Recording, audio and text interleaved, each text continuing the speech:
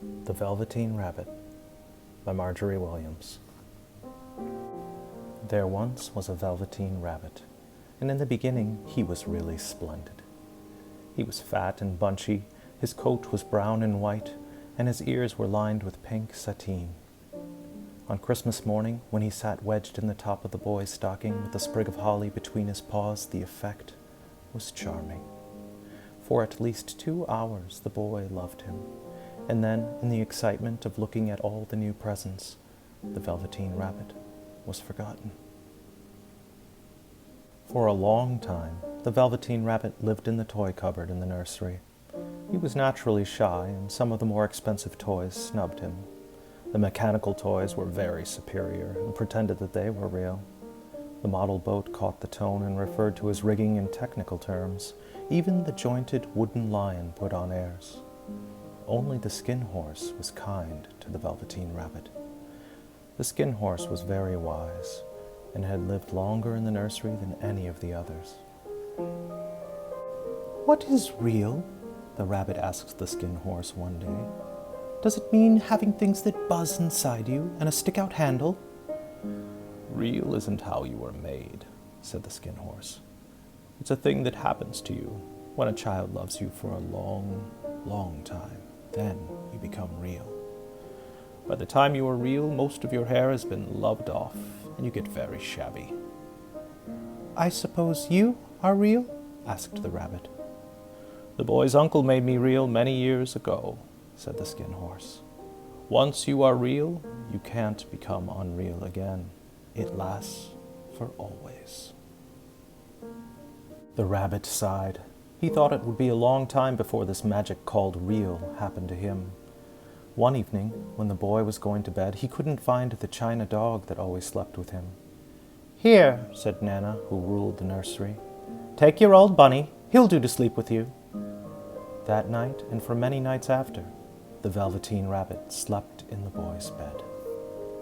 At first, the rabbit found it rather uncomfortable.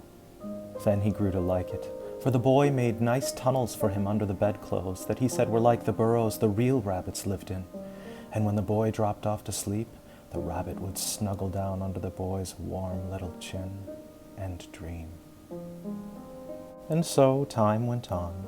The little rabbit was so happy that he never noticed how his beautiful velveteen fur was getting shabbier, and his tail coming unsewn, and all the pink rubbed off his nose where the boy had kissed him.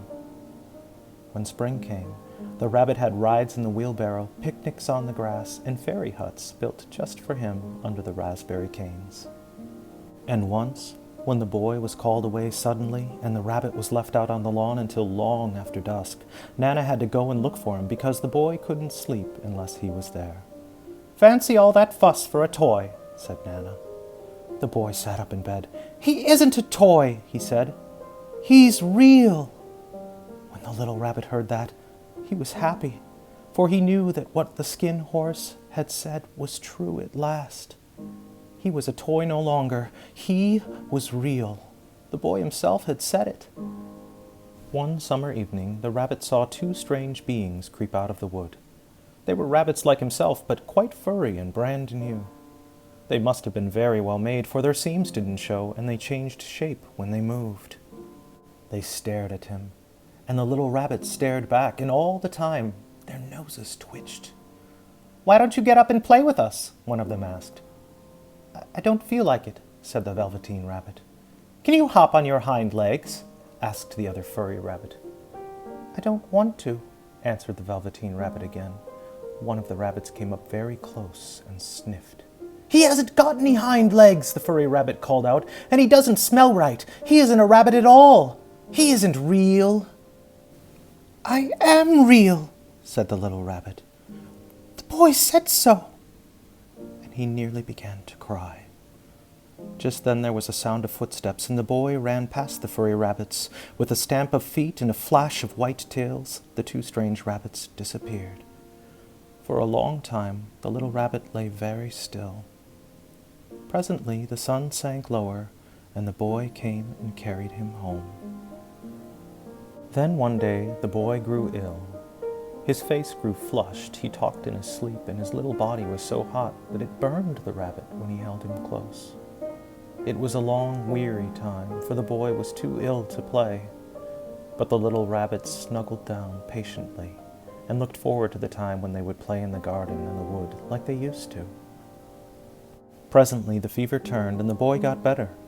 The doctor ordered that all the books and toys that the boy had played with must be burned.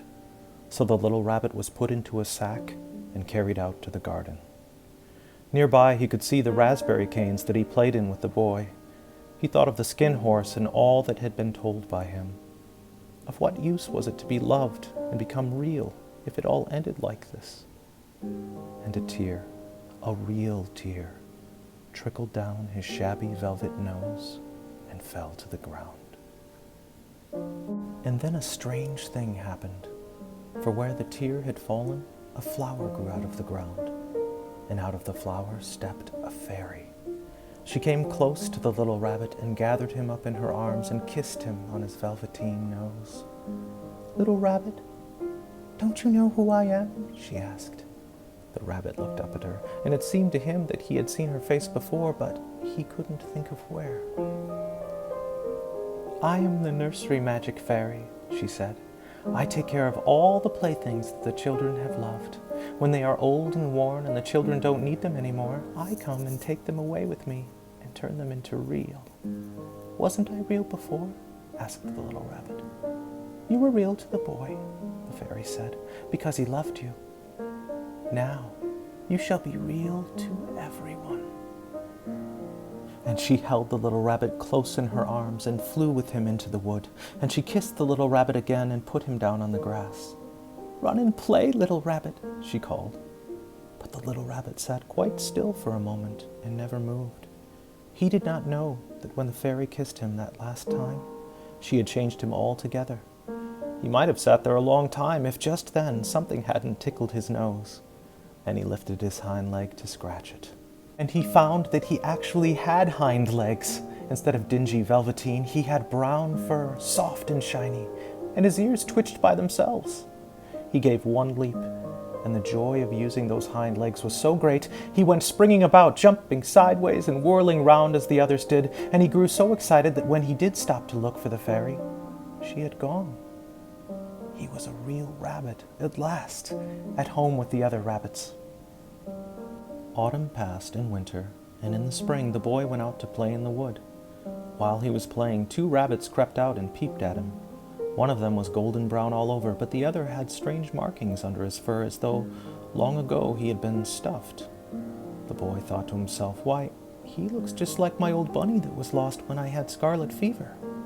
But he never knew that it really was his own bunny, come back to look at the child who had first helped him to be real.